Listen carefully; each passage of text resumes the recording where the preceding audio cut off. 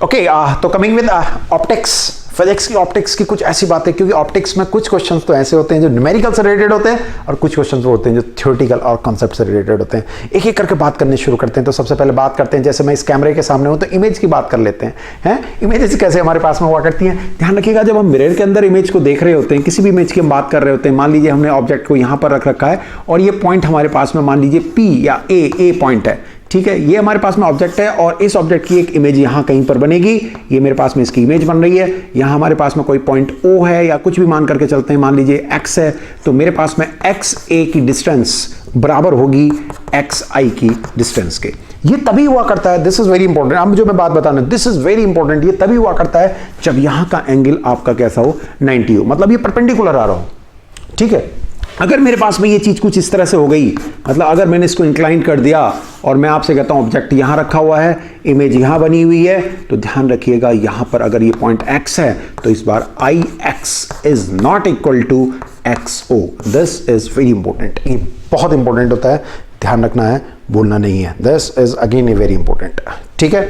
Now coming with another, ठीक है, ये परपेंडिकुलर होना चाहिए। कुछ इमेजेस के ऊपर ही बातें कर लेते हैं। हमारे पास में क्या है कि अगर हमारे पास में एक मिरर के द्वारा हम एक इमेज बना दें, मान लीजिए हमारे पास मिरर है इस तरह से और यहाँ पर हमारे पास में कोई ऑब्जेक्ट रखा हुआ है, उसके कारण उसकी इमेज बन रही है, ठीक है। अगर मैंने इसको क्या कर दिया, अगर मैंने इस ऑब्जेक्ट के सामने इस मिरर को मैंने हाफ ढक दिया, मतलब मान लीजिए इसको मैं हाफ ढक देता हूं, इस तरह से ढक देता हूं और ये यहां से भी निकल करके जाती है, मतलब ये ऐसे करके रिफ्लेक्ट भी होती हैं, तो ध्यान रखेंगे जो इसकी इमेज बनेगी, कहीं भी आपकी इमेज बनेगी, इसकी जो इमेज बनेगी उसके लिए आपके लिए बहुत इंपॉर्टेंट बात यह है कि इमेज पूरी बनेगी। मतलब हमारे पास में जो मिरर था, अगर मैं उसको आधा ढक देता हूं तो इमेज पूरी ही बनेगी, लेकिन उस इमेज की इंटेंसिटी थोड़ी सी कम हो जाएगी। एक और थ्योरेटिकल क्वेश्चन आप क्लियर करेंगे। जब आप कर रहे होंगे क्वेश्चन तो आपको बातें समझ में आ रही होंगी। कुछ और भी बातें बताऊंगा, ये सीरीज चला रखी है ऑप्टिक्स की, फटाफट आपको बताने के लिए कुछ चीजें लेकर के शुरुआत कर चुके हैं। हमारे पास में एक लेंस है और लेंस के लिए भी अगर हम बात करते हैं कि हमारे पास लेंस है, ठीक है, हमारे पास में ऐसे करके हम एक इमेज देख रहे थे, ठीक है, कोई बात नहीं, लेकिन हमारे मन में हुआ कि क्यों ना इस लेंस के इतने हिस्से को हम ब्लैक कर दें, इतने हिस्से को हम किसी चीज से कोटेड कर दें, तो अब क्या होगा? क्या इमेज हाफ हो जाएगी, नहीं दिखाई देगी, कैसी होगी, क्या होगी? नहीं साहब, कुछ नहीं होने वाला, इमेज अभी भी दिखाई देगी, लेकिन फिर बात इंटेंसिटी कम हो जाएगी। तो दोनों चीजों में ध्यान रखेंगे, इनको घेर देने से, इनको ढक देने से हमारे पास में इमेजेस पे कोई इफेक्ट नहीं पड़ा करता है, बस केवल और केवल इंटेंसिटी कम हुआ करती है। Remember it and remember it, always remember it, ठीक है साहब। अब इमेज से एक नेक्स्ट पेज की ओर चले जाते हैं। सामने चीजें कि हमारे पास में कितनी इमेजेस बना करती हैं। जैसे मान लीजिए मेरे पास में कोई लेंस है, ठीक है, एक बन रही है, एक ही मटेरियल का एक बन रही है। अगर इसी लेंस को मैंने कुछ इस तरह से कर दिया हाफ, मतलब ये वाला मटेरियल कुछ और है और ये वाला मटेरियल कुछ और है, इमेज दो बनेंगी। अगर मैंने इस लेंस को इस तरह से कर दिया है कि हमारे पास ये मटेरियल अलग, ये मटेरियल अलग, ये मटेरियल अलग, मतलब ये मटेरियल कुछ और है, ये मटेरियल कुछ और है, ये मटेरियल कुछ और है, ये मटेरियल कुछ और है, ये मटेरियल कुछ और है, तो 1 2 3 4 5 तरह के मटेरियल हैं, तो मेरी 5 इमेजेस बनेंगे। अनदर इंपॉर्टेंट, ठीक है।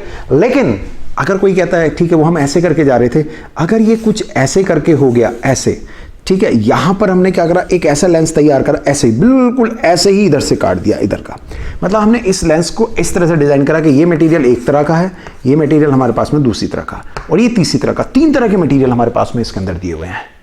अब हमसे कहता है कि यहां पर हम अगर जाते हैं तो हमारी इमेज कितने तरह की बनेंगी, कितनी इमेजेस बनेंगी। तो ध्यान रखने वाली बात एक है, बहुत इंपॉर्टेंट बात है, वहां और यहां में, यहां क्या, ये कर्वेचर में हमारे पास में चेंजेस होते रहे, वहां पे थोड़ा सा डिफरेंस आ रहा है हमारे पास में, जो मटेरियल है उसके लिए चेंज आ रहा है, उसके लिए चेंज आ रहा है। लेकिन यहां पर हमारे क्या है, ये वाले मटेरियल की जो ये है आर, इसके लिए जो हमारे पास में है, दोनों की क्या है, सेम है। अगर ये सेम होगी तो ये दोनों अनअफेक्टेड हो जाएंगे, केवल ये वर्क कर रहा होगा। अगर ये मटेरियल हमारा मान लीजिए इतनी ऐसे करके हमने कर दिया, मान लीजिए हमने 2 सेंटीमीटर को ऐसे पकड़ा और इस तरह से कर दिया, तो ये अनअफेक्टेड हो जाएंगे, वर्क करेगा केवल बीच वाला वर्क करेगा, ध्यान रखे रहेंगे। तो इमेज बनेगी एक, ये अनअफेक्टेड। यहां 3 मटेरियल हैं, वहां ऐसे ऐसे करके जब स्लॉटिंग थी इस तरह से, तो 5 बने, 6 होते 6 बनते, 10 होते 10 होते। मतलब अगर किसी ने ये कह दिया कि ये ऐसे ऐसे ऐसे ऐसे ऐसे करके n मटेरियल हैं, तो इमेजेस भी n बनेंगे। और अगर हम यहां बात करेंगे 1 मटेरियल, 2 मटेरियल, 3 मटेरियल, और इनकी ये r सेम है, one, only one, remember it, only one, एक ही बनेगी अगर ये हमारी इधर से सेम है। एक्सप्लेनेशंस सर कैसे करा आपने, क्या करा, वो आगे की बात है। आप में से कुछ बच्चों को पता होंगी, जिनको नहीं पता बस केवल दिमाग में रखे रहिए, जहन में रखे रहिए, उससे आगे कुछ मत सोचिए, ठीक है। अगर हमारे पास में एक थिक मिरर है, मान लीजिए मेरे पास में एक बड़ा तगड़ा सा थिक मिरर है, ठीक है, एक बड़ा तगड़ा सा थिक मिरर है, ठीक है। तो थिक मिरर में क्या होता है, अगर हम देखते हैं पतला सा मिरर होता है हमें ध्यान नहीं देता, लेकिन अगर मोटा सा मिरर कहीं पे होता है तो हम ऐसे करके गौर से अगर देखते हैं उसके अंदर तो क्या नजर आता है, हमें ऐसे नजर आता है कि जहां पर मिरर है हाथ जैसे लगाएंगे, यहाँ हाथ लगाएंगे और नीचे मिरर, तो आपको लगता है कि इतने से लेकर के वहां तक की दूरी में कुछ भरा हुआ है, पानी सा भरा हुआ है समथिंग, लेकिन वो पानी नहीं होता है, वो क्या होता है अपने आप में एक पूरा मिरर के अंदर ग्लास आपका होता है, ठीक है। ग्लास के मतलब उसको आप मटेरियल उस वाला ग्लास को मत सोच के चलिएगा आप, ठीक है। तो वो आपका इस तरह से अंदर तक पूरा भरा हुआ मटेरियल होता है। तो उसके अंदर अगर हमारी लाइट इंक्लाइंड हो रही है, मान लीजिए उसके अंदर हमारे पास में कोई लाइट इंक्लाइंड हो रही है, तो ऐसे ऐसे करके यहाँ जाएगी, तो ऐसे करके रिफ्लेक्शन भी हो जाता है आपका। फर्स्ट रिफ्लेक्शन हमारे पास में मान लीजिए इस तरह से हो गया है, तो हमारे पास में जितनी भी लाइट जाएगी उसमें से अगर मैं इस वाले की बात करूं कि एक्स रिफ्लेक्शन हुआ है और एक हमारे पास में यहां से निकल करके जाएगा ऐसे, और एक हमारे पास में यहीं पर वापस हो जाएगा, इतना तो आप जानते हैं इंटरनली होता जा रहा है। तो इस समय पे ये जो हमारे पास में होता है ये मैक्सिमम वाला होता है, जो सेकंड नंबर का होता है, और इसी की ब्राइटनेस सबसे ज्यादा होती है, इसकी ब्राइटनेस सबसे ज्यादा हुआ करती है, ध्यान रखेंगे। पहले वाला जो रिफ्लेक्शन होगा सपोज करिए 100 था, तो ये आपका 10% हो गया, ये आपका 80 पे इस तरह से हमारे पास में हो गया, तो ये मैक्सिमम ब्राइटनेस यहीं पे हुआ करती है। फिर उसके बाद में हमारे पास में ऐसे करके जाएगा, ये यहां टकराएगा, तो यहां से फिर निकलेगा, ये फिर से कम हो जाएगा। सबसे ज्यादा तो यहीं पर हुआ करती है, किस नंबर में, पहला नंबर वो हुआ, दूसरा नंबर, सेकंड नंबर वाली हमारे पास में क्या हुआ करती है, मैक्सिमम हुआ करती है। रिमेंबर इट, इसके ऊपर क्वेश्चन आ सकता है और आपको करके आना चाहिए, घबराना नहीं चाहिए। कुछ क्वेश्चंस हमारे पास में हुआ करते हैं इस तरह के कि हमारे पास में ये हुआ और यहां पर है और लाइट यहां से इंक्लाइंड होकर के जा रही है, हमारे पास में यहां से लाइट जा रही थी। ये बड़ा सिंपल क्वेश्चन हुआ करता है, बेसिक क्वेश्चन होता है, लेकिन भूलना नहीं है कभी भी।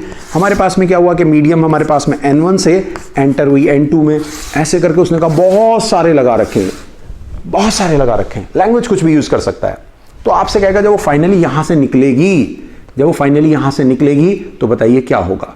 तो अगर वो फाइनली यहां से निकलती है और एंगल हमारे पास में θ2 है, और ये मीडियम मान लीजिए हमारे पास ये मीडियम 1 था, ये 2 हो गया, ये 3 हो गया, ये 4 हो गया, ये 5 हो गया और ये 6 हो गया, तो ऐसे केस में हमारे पास में क्या होगा, N1 sin θ1 वहां चले जाइए, N6 sin θ6, ऑलवेज।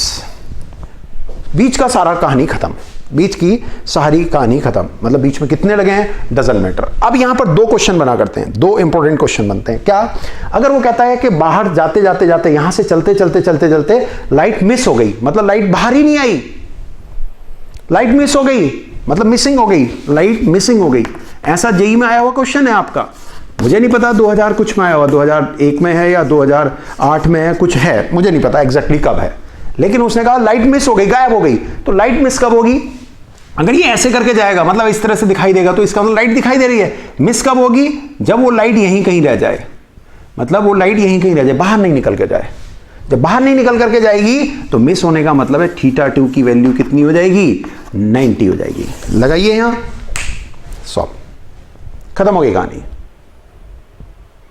ठीक है। दूसरी लैंग्वेज क्या कहेगा, क्या कहेगा कि ये वाली जो लाइट है और यहां से जो लाइट निकल रही है वो एक दूसरे के पैरेलल है, मतलब θ1 बराबर θ2 है, वो θ6 है, आई एम सॉरी, θ1 बराबर θ6 है, इसको 6 मान के चलते हैं, θ1 θ6 के बराबर है।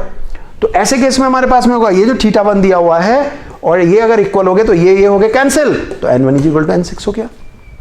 मतलब ये कि ये मीडियम और वो मीडियम कैसे हो गए, सेम हो गए, दोनों मीडियम कैसे हो गए, सेम हो गए। तो ऐसे करके क्वेश्चंस भी आते हैं। लाइट मिस हो गई, इसका मतलब लाइट बाहर नहीं आ पाई, लाइट बाहर नहीं आ पाई तो इस तरह से हो गया, इसका मतलब एंगल कितना हो गया, 90 हो गया। अगर उसने कहा पैरेलल हो गए तो दोनों एंगल को इक्वल कर देना, एंगल इक्वल हुए, सवाल सॉल्व हो गया, क्वेश्चन सॉल्व हो गया। तो ऑप्टिक्स सबसे इजी टॉपिक है, optics is very very very easy, मतलब उससे इजी टॉपिक कोई और नहीं है। बस आप डरते रहते हो कहां इमेज रखें, कहां हमारी इमेज खराब हो जाएगी, जैसे इमेज लोग होते हैं ना, मेरी इमेज खराब हो जाएगी, मेरी इमेज मेरी वैल्यू, ऐसा कुछ नहीं है यार, गिनी चुनी बातें हैं, डायरेक्ट बातें हैं। तो कुछ क्वेश्चन आपको बताएं, 5-6 कॉन्सेप्ट दे दिया आपको, फटाफट सारे सवाल हो जाएंगे। देख करके चलिए, जेईई के आपका इस तरह का क्वेश्चन भी आया हुआ था कि ये मिस हो जाता है तो 90 हो गया, क्वेश्चन ऐसा भी आया था दोनों पैरेलल है तो भी आप सॉल्व कर लोगे, तो मुश्किल तो कुछ भी नहीं है, ठीक है। कभी कभी मीडियम से देखो, इतना मीडियम है, वो कहेगा n1 n2 n2, बीच की जितनी भी वैल्यूज हैं वो सारी वैल्यूज का हो गई, खत्म हो गई। इसी चीज को मैं 15 मिनट भी दे सकता था, इसी चीज को मैं 5-6 मिनट में समझा सकता था। इस क्वेश्चन को काय को भाई है क्या इतना टाइम नहीं है, इतना टाइम नहीं है। टाइम तो ये है कि आपको ये बताया और नेक्स्ट वीडियो में कुछ और बताएंगे। एक चीज और इंपॉर्टेंट है हमारे पास में, क्या है कि हमारे एक बच्चे ने मेरे से पूछा था, आपका जो फोकल लेंथ होती है, ठीक है, वो हमारे पास में मटेरियल जो हमारा है उस पर डिपेंड करती है, क्योंकि रिफ्रैक्टिव इंडेक्स वो करती है, कुछ बुक्स में लिखा हुआ नहीं करती है, ठीक है। एक बात, हाँ, जिस मीडियम में उसे डाल रहे हो या वेवलेंथ ऑफ लाइट, उस पर डिपेंड नहीं करती है। कर्वेचर पे उस पर डिपेंड करेगी, मटेरियल पे डिपेंड करेगी, जिस मीडियम में ले जा रहे हैं, जो वेवलेंथ है, दैट डजंट डिपेंड। तो इस तरह से मैंने आपको ये कुछ छोटी मोटी बातें समझाई हैं। नेक्स्ट वीडियो में आपको कुछ और बातें समझा देते हैं ऑप्टिक्स की, और लेकर के 2 शॉट में ऑप्टिक्स खत्म, 15 मिनट इधर 15 मिनट नहीं खत्म तो नहीं हुआ, लेकिन कुछ और ट्रिक्स, कुछ और प्रिज्म से रिलेटेड कुछ और बातें, कुछ और ऑप्टिक्स से रिलेटेड बातें कर देते हैं, ठीक है। जैसे अब अगला क्वेश्चन हमारे पास में ये भी आ सकता है, अभी तो आप ढकने की बात की थी, अगर इसके अंदर एक होल कर दिया जाए, मतलब अगर हमारे पास में जो लेंस है वो उसके अंदर छेद कर दें तो क्या होगा, इमेज पे क्या इफेक्ट पड़ेगा, ऐसा कुछ जानने की बात भी आ सकती है, हैं? बात समझ में आ रही है? नेक्स्ट वीडियो में कुछ और बातें करेंगे। बढ़िया से रहिए, अच्छे से रहिए। और जो बच्चे कोचिंग इंस्टीट्यूट में आए थे, अच्छा लगा, इतने नंबर ऑफ स्टूडेंट्स आए, ठीक है, अलग अलग जगह पे बैचेस चलाने पड़े, तो घबराइए मत। जो बच्चे आगे की ओर आना चाहते हैं, आने वाले समय में जेई के बाद में, नीट के बाद में भी हम लोग बैचेस को चलाते रहेंगे। ट्रस्ट बनाए रखिए। बीमार हो गया था वो अलग बात है, अब थोड़े से रिकवरी कर रहा हूँ यार। जब प्रॉमिस किया तो प्रॉमिस निभाऊंगा, ठीक है, लेकिन ये भी सोचो, I am a human being, मैं भी एक आदमी हूँ, मेरे भी चोट लगती है, मुझे बुखार होता है, मेरी तबीयत खराब होती है।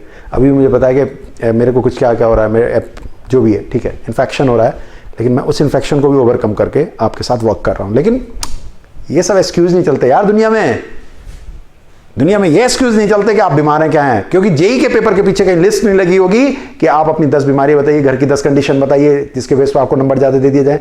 एक्सक्यूज नहीं मांगती दुनिया, कॉम्पिटिशन एक्सक्यूज नहीं मांगता।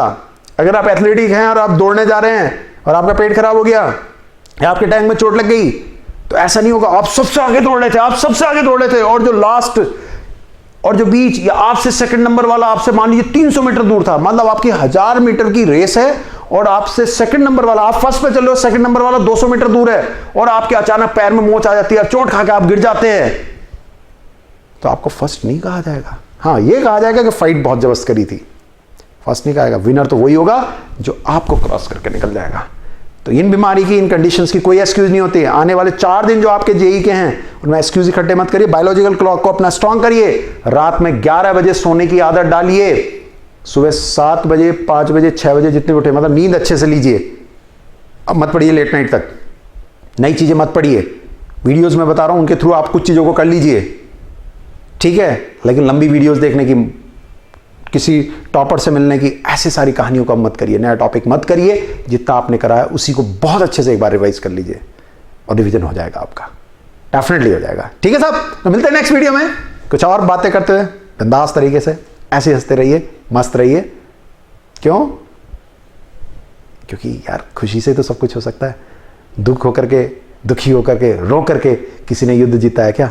ऐसे तलवार से लेकर के खुश होकर के युद्ध जीता है। या तो हंसी से खुशी से जीतता कोई, या फाइट से जीतता है। रो के तो आज तक कोई नहीं जीता, तो क्यों रो रहे हो यार? मस्त रहो ना। I am back. कोशिश करता हूं कि अपने करियर वादे में फटाफट और वीडियो डालूं, जल्दी 1-2 और डबल डाल देता हूं, ठीक है। All the best.